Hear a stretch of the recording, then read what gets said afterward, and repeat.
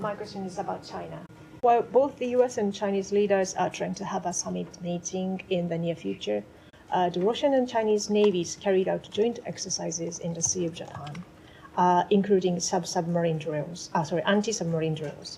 And China continues to purchase Russian oil. So how are you concerned of the China's move that might help Russia? And I have a brief follow-up. Well, for the specifics, let me take that back and see if we can get further details for you on that. What I can say, though, is we've been clear about how the United States views itself as a Pacific nation. We are a Pacific nation. We've seen the highest levels of engagement with our allies and partners across the region. The fact that we stand with our allies and partners across the region, both the Secretary, of course, going to the region, but other high-level delegations from this department over just the last few weeks. So we've seen that engagement, we've seen that commitment here, and that engagement will continue. And it's been reported that Indian Prime Minister Modi is set to visit China for the first time in 7 years. And Chinese Foreign Minister Wang Yi has criticized the US tariffs imposed on countries including Brazil and India. So are you concerned that China and other BRICS countries are trying to take the lead in organizing a kind of pushback against US trade measures? Well, what I can say in terms of India is the president has been very clear in terms of the concerns he has regarding the trade imbalance, regarding the concerns he has when it comes to the purchase of Russian oil. You've seen him take action directly on that, and I refer you to the president's comments for that. India is a strategic partner with whom we engage in a full and frank dialogue. That'll continue. The Secretary also spoke to that. Like anything in foreign policy, you're not going to align 100% of the time on everything. But it is very clear, the president's been clear, the concerns that he has with the trade imbalance, the concerns he has with India purchasing Russian oil. He's been clear on that. He's taken action, and I refer you to his comments for further on that.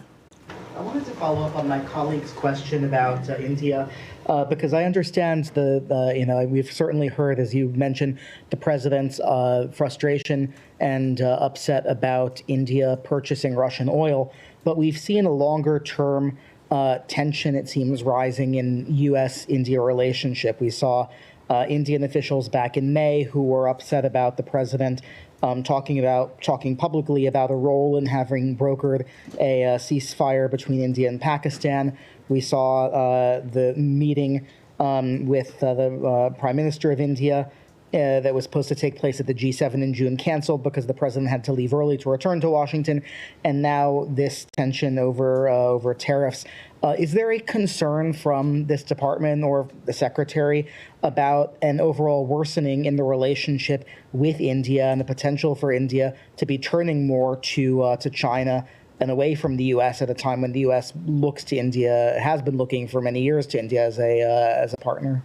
Well, what this is about is an honest, full, and frank dialogue about real concerns that this administration has, that the president has outlined very clearly, addressing those concerns through his actions. He's spoken about them, whether it's about the purchase of Russian oil, whether it's about the trade imbalance. Addressing those concerns is important, and that's part of what it means to have a frank dialogue, to address those concerns that you have, and then hopefully have conversations to see those concerns addressed. So the president's been very clear. His concerns about what he has seen from India speak for themselves. He's truthed multiple times about it. But ultimately, this is about a frank and full dialogue, and that's what it means to advance American interests. That's what it means to really have full diplomatic dialogue with partners to address concerns that we need to see addressed. To the back of the room. Yes. Thanks, Tommy. Earlier today, President Truth, and this is how we call it, right? Truth, that he was hoping that all Arab nations would join the Abraham Accords. Do you have concern that Israel's decision to take over Gaza completely will, if not delay, really kind of jeopardize the ability to move forward with the Abraham Accords? Well, I'm not going to predict the future or speak for the opinions of other governments. What I can say is that President Trump is a deal maker. President Trump wants to see peace and constructive dialogue. He knows how to make a deal. He knows how to bring people to the table. That has been evident both in the previous administration when we saw the beginning of the Abraham Accords and now the Abraham Accords then being something that many people thought would not have been possible, and yet he still was able to accomplish that with many different nations joining the Abraham Accords. So I think what's clear is that the president can accomplish what many people think is not possible. I'm not going to predict the future or speculate on how others may view certain actions, but the president remains committed on this. He's made that clear. Yes. Hi, Tommy. Thank you. In his interview yesterday, Secretary Rubio made it clear that of Russia and Ukraine, the U.S. would have to bring them close enough in order for a meeting involving President Trump to be worthwhile and productive. As of right now, are they close enough? Well, I'm not going to get ahead of what the White House may announce here. I mean, ultimately, the Secretary laid out saying that that was one of the things that they were discussing here when we're looking towards a potential meeting or other sort of engagement.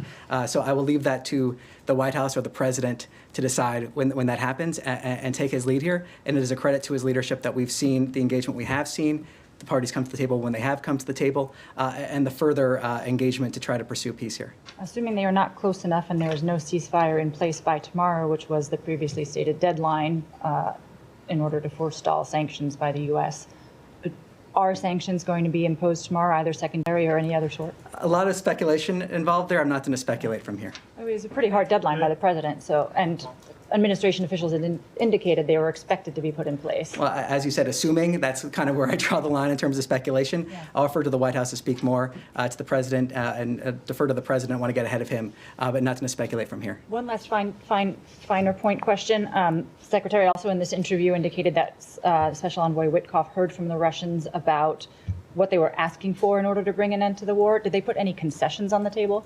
Well, as the Secretary described in his interview yesterday, we saw conditions, which is the first time, as he described, that we have seen some of these conditions that would be needed to see an end to this war.